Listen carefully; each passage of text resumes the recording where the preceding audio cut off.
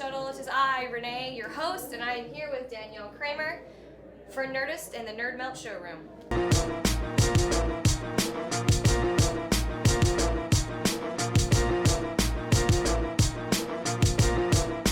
So what do you do for Nerdist? What do you do in the Nerd Melt Showroom?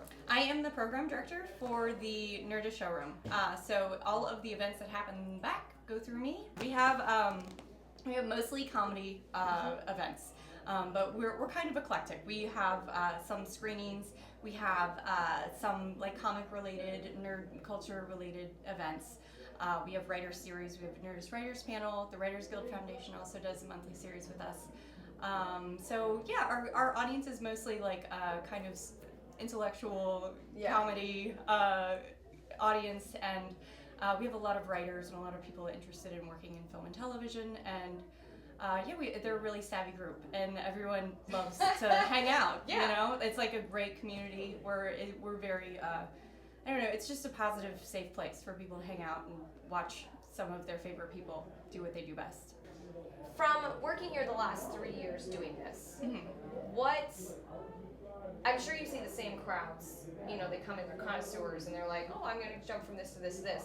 What to you has been the most growth? Have you seen a comic grow from, you know, like you've seen them perform so much? Have you seen them, like, we have so many comics that you see everyone kind of come in waves, you know, and like we have, I mean, whenever I first started coming here 3 years ago, like it's you see them on the Meltdown show, and people get bigger and bigger, and then they start getting on late night, and then you know, then we don't see them as much because they all have their own TV shows, and then the next wave of people come in. And actually, the open mic is going on right now, the Nerdist open mic. That's where a lot of people come and they start getting their toes wet and start working out and getting stage time. And yeah, the communities just start building. We just recently had another wave of really amazing people come in from Chicago. So it's really exciting. We see people come through here, they grow. They get better, you know. There's a lot of really wonderful performers here that, like Best Stelling came out here recently from Chicago. Jake Weissman, Ian Carmel just got here. He's fantastic. He's killing it on every show. We actually just started, my husband and I, Aaron Baker, he's the stage manager here as well. Yes. We just started it was a monthly show, and now we're kind of making it every other week, called An Evening With. And so we take these people that we, the wave of people that are coming that we feel aren't getting enough stage time, or they aren't getting up at the Improv for their hour yet.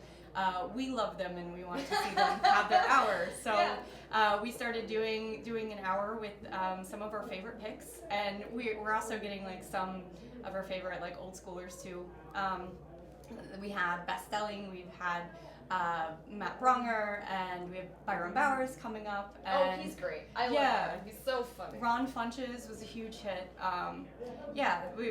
It's a really great way for us to give our stand-ups that are here all the time and working out like a spotlight.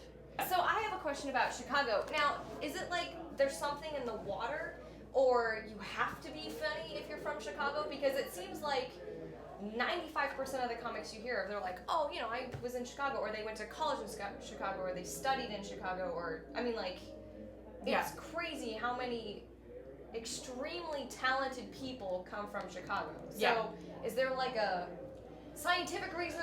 I think geographically, maybe. It's I mean, me being from the Midwest, we were from Ohio, and we're like, okay, where are we going to go? It's really expensive to just go to New York. Yeah.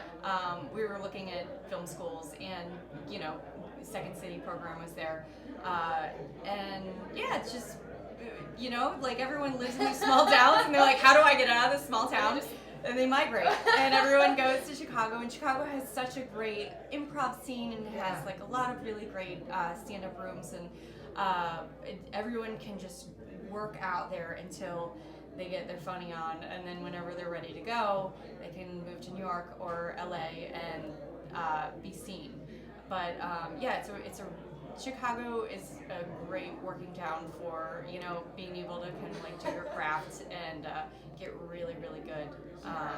And a lot of people stay there and just perform there. Like, we have a lot of people that we know that are in Chicago Chicago still. It's really great for theater. It's really great for improv.